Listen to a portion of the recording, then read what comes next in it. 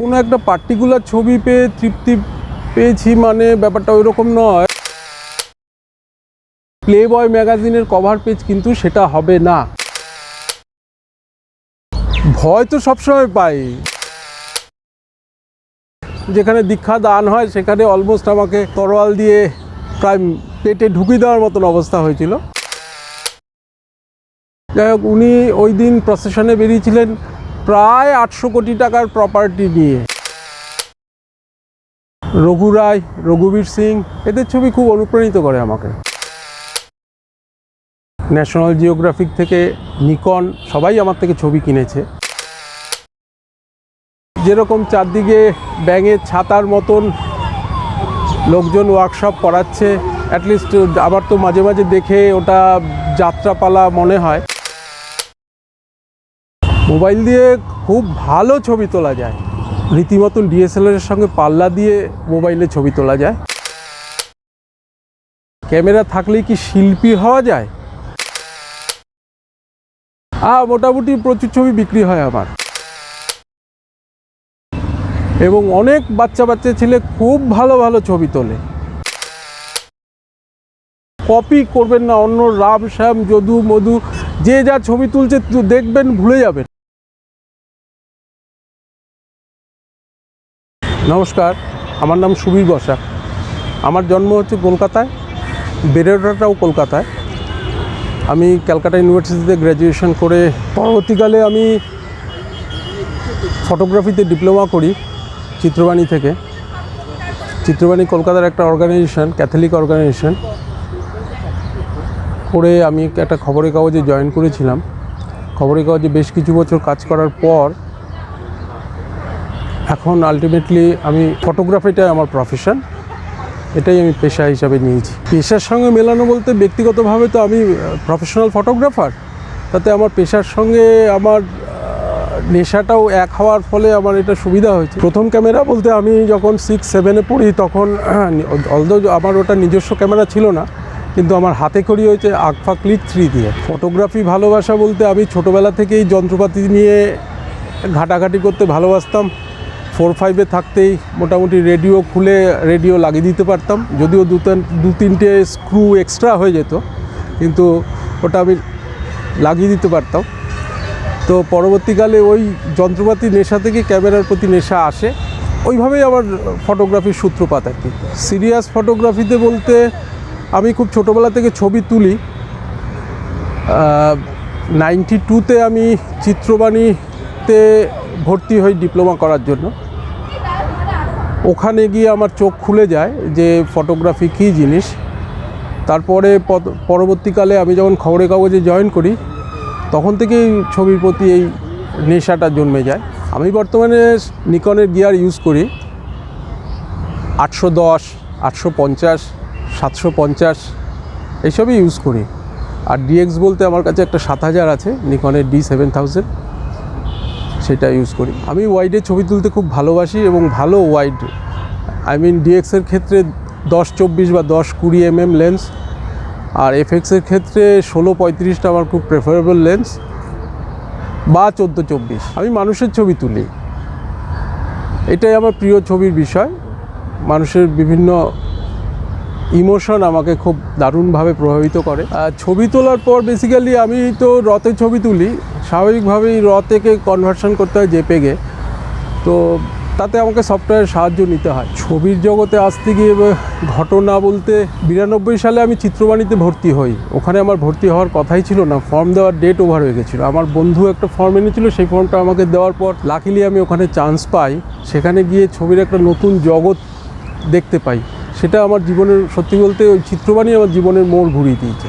কোনো একটা পার্টিকুলার ছবি পেয়ে তৃপ্তি পেয়েছি মানে ব্যাপারটা ওই রকম নয়। ব্যাপারটা অনেক ছবি তুলে ভালো লেগেছে, তবে কালকে যেটা তুলবো সেটাই হয়তো তৃপ্তি দেবে আমাকে, এটাই মনে করি। এখনও তৃপ্তিও হয়নি বলেই এখনও ছবি তুলে যাচ্ছি আর কি। অ্যাটলিস্ট যেদিন তৃপ্ত হবো হয়তো সেদিনকে ছবি তোলা ছেড়ে দিতে হবে। প্র্যাকটিক্যালি ভালো ছবি বলতে ওরকমভাবে হয় না, পারপাস সার্ভ করলেই সেটা ভালো ছবি। ধরুন আপনি কোনো ধর্মীয় পত্রিকার কভার পেজের ছবি তুলতে আপনাকে অ্যাসাইনমেন্ট দেওয়া হলো, ওখানে যে ছবিটার জন্য আপনি যে ছবিটা তুলবেন একটা প্লে বয় ম্যাগাজিনের কভার পেজ কিন্তু সেটা হবে না। অথচ দুটো ছবি ভালো, কিন্তু দুটো ডিফারেন্ট লোকেশনের জন্য কিন্তু দুটো ছবির দৃষ্টিভঙ্গি বদলে যাচ্ছে। চলুন এখন আমার কিছু ছবির সাথে আপনাদের পরিচয় করাই। আমার প্রথম ছবি ব্রেইন ওয়াশ, এটা গাজন ফেস্টিভ্যালের সময় তোলা বর্ধমানের একটি গ্রামে। এই ছবিটার নাম দশভুজা, এটা আমি কলকাতার কুমারটুলিতে তুলেছি।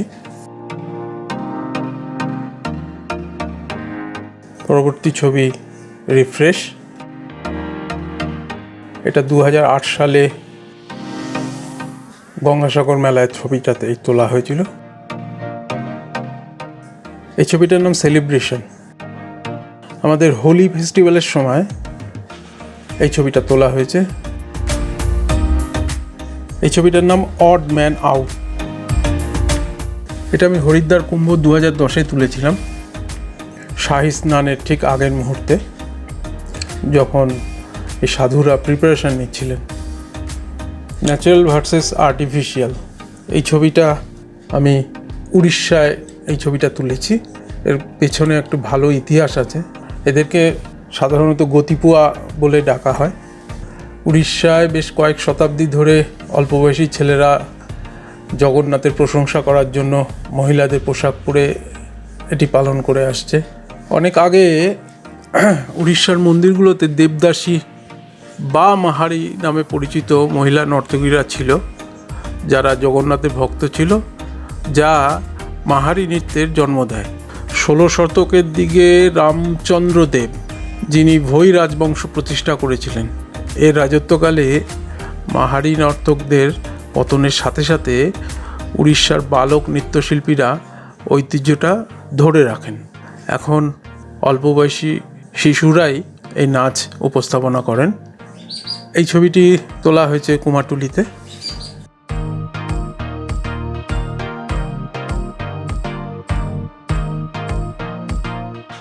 পরের ছবি মাই মমস, এটা ছট ফেস্টিভ্যালের সময় তোলা কলকাতাতে। এই ছবিটার নাম ফেস পেইন্টিং, এটা গাজন ফেস্টিভ্যালের সময় তোলা বর্ধমানে। মাদার অ্যান্ড চাইল্ড, এই ছবিটা কলকাতাতে দুর্গাপুজোর সময় তোলা। এই ছবিটার নাম কালার্স অফ হার্ট, জোড়াসাঁকো ঠাকুরবাড়িতে হোলি সেলিব্রেশনের সময় এই ছবিটা তুলেছিলাম। এই ছবিটার নাম ডিম্যান্ড, এটা আমি পুরুলিয়ায় তুলেছি, এটা ট্রাইবাল গ্রামে।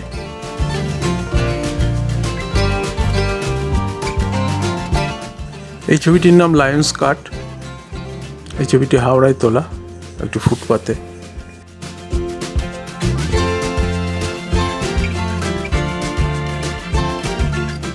এই ছবিটি কেয়ার অ্যাবাউট আস, একটু পুষ্কর মেলায় তোলা।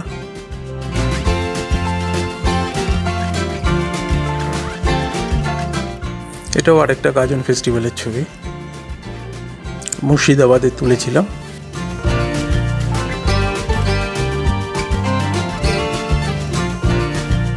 এটা পুরুলিয়ার চড়িদা গ্রামের ছবি, মাস্ক মেকার।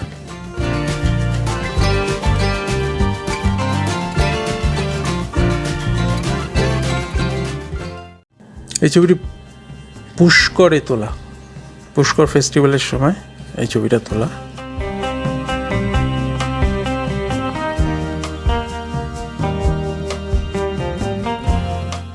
এই ছবিটা বেনারসে তোলা, সকালবেলায় টোলের ছাত্ররা যোগ ব্যায়াম করছেন।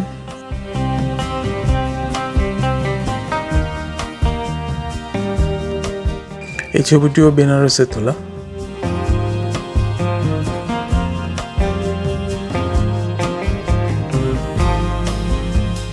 এটা বেনারসে ইভিনিং প্রেয়ারের সময় তোলা, 2007 বা 2008 সালে হবে এটা।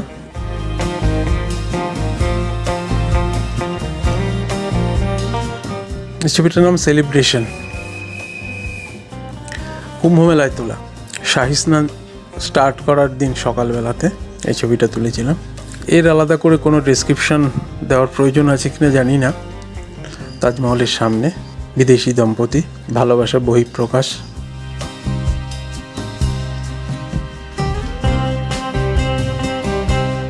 এটা 92-তে তুলেছিলাম। পুরুলিয়ায় শবরদের উপর কাজ করতে গিয়ে এই ছবিটা তুলেছিলাম।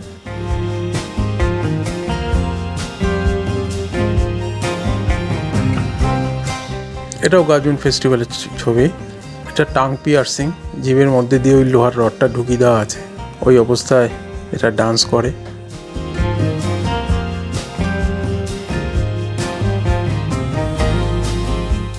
এটা কলকাতা সল্টলেকের রাস্তা হোর্ডিংয়ের পাশে তোলা। ছবির নাম ওয়েটিং ফর মাই টার্ন।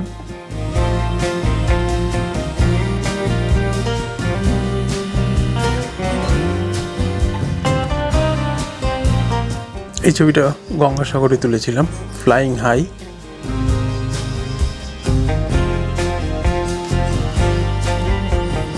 পরবর্তী ছবি ওম্যান ইন হোয়াইট, এটাও গঙ্গাসাগরে তোলা।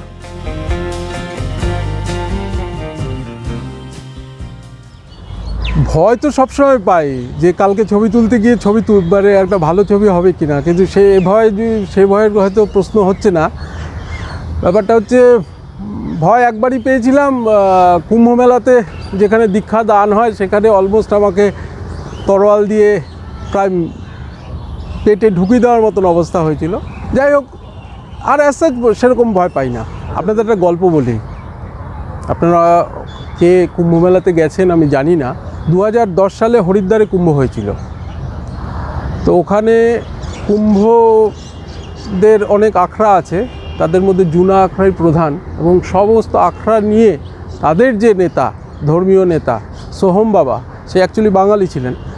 যাই হোক, উনি ওই দিন প্রসেশনে বেরিয়েছিলেন প্রায় 800 কোটি টাকার প্রপার্টি নিয়ে। প্রপার্টি মানে কি? রূপোর তৈরি রথ, প্লাটিনামের গদা, তাতে 2-3 জন স্টেনগানধারী লোক সবসময় তার বডিগার্ড হয়ে রয়েছে। অ্যামেজিং ব্যাপার। যারা কুম্ভতে যাননি, ছবি কি তুলবেন না তুলবেন সেটা ম্যাটার নয়, আপনি একটু দেখে আসুন যে কুম্ভ কাকে বলে। হ্যাঁ, যেটা বলছিলাম সেটা হচ্ছে যে আপনি বালিয়াড়িতে কখনো ঘোড়া বা উট দৌড়োতে দেখেছেন? একসঙ্গে 5000 উট দৌড়লে যেরকম ধুলো ওড়ে, জাস্ট আনবিলিভেবল। আপনি এলাহাবাদে যদি কুম্ভতে যখন শাহী স্নান হয়, ওই সময়টা ওরা যখন নদীতে যায়, আসে স্নান করতে, এক্স্যাক্টলি আপনি সিমিলারিটি খুঁজে পাবেন। ছবির জগতে আঘাত বলতে সেরকম কিছু নয়, তবে কোথাও ছবি তুলতে গিয়ে ভালো ছবি হয়নি, সেটাই একটা বিরাট মানসিক আঘাত আর কি। তবুও পরেরটার জন্য উন্মুখ হয়ে থাকি, এর পরের বার নিশ্চয়ই গেলে ভালো ছবি হবে। ছবির জগতে অনুপ্রেরণা বলতে চিত্রবাণীতে ঢোকার পর, তখন যখন ছবি বোঝা আরম্ভ করলাম যে কাকে ছবি বলে, অ্যাকচুয়ালি ব্রেসোর ছবি দেখেছি, রঘু রায়, রঘুবীর সিং, এদের ছবি খুব অনুপ্রাণিত করে আমাকে। ফটোগ্রাফার হওয়ার সবচেয়ে কঠিন অংশ হচ্ছে আপনাকে ধৈর্য রাখতে হবে ফার্স্ট অফ অল। আর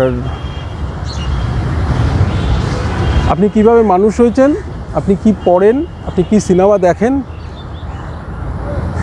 এর উপর আপনার মন তৈরি হবে। আপনার হৃদয় যদি কোমল না থাকে, আপনি যদি অন্যের আবেগ অনুভব না করেন, তাহলে আপনি ভালো ফটোগ্রাফার হতেও পারবেন না। ওইটা নিজেকে তৈরি করাটাই আসল। আমি ব্যক্তিগতভাবে আমি খবরের কাগজে কাজ করেছি বেশ কিছুদিন। এখন মেইনলি আমি কিছু এজেন্সির কাজ করি, আর স্টক ফটোগ্রাফিতে আমার বেশ কিছু ছবি আছে। মোটামুটি ন্যাশনাল জিওগ্রাফিক থেকে নিকন সবাই আমার থেকে ছবি কিনেছে। ফটোগ্রাফিটাই আমার মেইন পেশা। আলটিমেট লক্ষ্য মানে আরও ভালো ছবি তোলা, আরও ভালো মানুষ হওয়া। আমি যদি ছবি তুলে দুটো লোককে ইমপ্রেস করতে পারি, সেটাই বড় পাওনা, এটাই লক্ষ্য। ভালো মানুষ না হলে আপনি যদি অন্যের দুঃখ বেদনা এগুলো অনুভব না করতে পারেন, তাহলে ছবি তোলার ক্ষেত্রে একটু সমস্যাই হবে। আর আপনাকে নিজেকে তৈরি করতে হবে, তার জন্য ভালো বই পড়তে হবে, ভালো সিনেমা দেখতে হবে, ভালো কবিতা পড়তে হবে। ফটোগ্রাফি করে উন্নতি করতে অ্যাজ সাচ আপনাকে টেকনিক্যালি উন্নতি একরকম, আপনি আপনার নিজের গ্যাজেট যত আধুনিক করতে পারবেন আপনার ছবি টেকনিক্যালি যত স্ট্রং হবে। কিন্তু আমি মনে করি ভালো ছবি তুলতে গেলে নিজের উন্নতিটার প্রয়োজন, নিজের মানসিক উন্নতি হলে তবেই ভালো ছবি তোলা যাবে। ডিজিটাল ডার্ক রুমে সম্পর্কে বলতে গেলে আমাকে তাপসবাবুর কথা বলতে হয়। আজকাল যেরকম চারদিকে ব্যাঙের ছাতার মতন লোকজন ওয়ার্কশপ করাচ্ছে, অ্যাটলিস্ট আমার তো মাঝে মাঝে দেখে ওটা যাত্রাপালা মনে হয়, কারণ পালায় যাত্রাপালার 4-5 জনকে ভাড়া করে নিয়ে আপনি আপনার নিজের মতন করে ছবি শ্যুট করলেন, ওটা ঠিক যতটা ছবি হয় না। কিন্তু আপনি ডিজিটাল ডার্করুমে আসলে ফ্রিতে, অবভিয়াসলি ফ্রিতে আপনি মোটামুটি আপনি একটা প্রপার গাইডেন্স পেয়ে যাবেন। এটা ডিজিটাল ডার্করুমের একটা বিরাট সাফল্যের জায়গা বলে আমি দাবি করি। মোবাইল দিয়ে খুব ভালো ছবি তোলা যায়, যে ছবি তুলতে পারে সে যে কোনো ক্যামেরা হোক মোবাইল হোক সব কিছু দিয়েই ছবি তুলতে পারে। আর এখনকার মোবাইল তো অনেক আধুনিক, রীতিমতন ডিএসএলআরের সঙ্গে পাল্লা দিয়ে মোবাইলে ছবি তোলা যায়। ক্যামেরা থাকলেই কি শিল্পী হওয়া যায়? আপনি ছবি তুললেন, আপনার তলায় বাইলাইন যাবে, আপনি ফটোগ্রাফার। শিল্পী হতে গেলে কিন্তু আপনাকে অনেক সাধনা বা ত্যাগের প্রয়োজন আছে। ফটোগ্রাফার আপনি হতেই পারেন, কিন্তু আপনাকে যখন আর 5টা লোক শিল্পী হিসেবে স্বীকৃতি দেবে, সেটার জন্য আপনাকে কিন্তু অনেক স্যাক্রিফাইস করতে হবে। আমার জীবনে অ্যাওয়ার্ড বলতে আমি সনিতে প্রাইজ পেয়েছি, ডিজিটাল ফটোগ্রাফার অফ দ্য ইয়ারে প্রাইজ পেয়েছি, গারুদাতে প্রাইজ পেয়েছি, আছে অনেক কিছু প্রাইজ নিয়ে আমি খুব একটা ভাবিত নই। আমি বিশেষত আমার ছবি কতটা বিক্রি হলো ওটাই আমার কাছে প্রাইজ। মোটামুটি প্রচুর ছবি বিক্রি হয় আমার। আমি তো 1980 থেকে ছবি তুলি, তখন ক্লিক 3-তে ছবি তুলতাম, 120 ফিল্ম ক্যামেরা।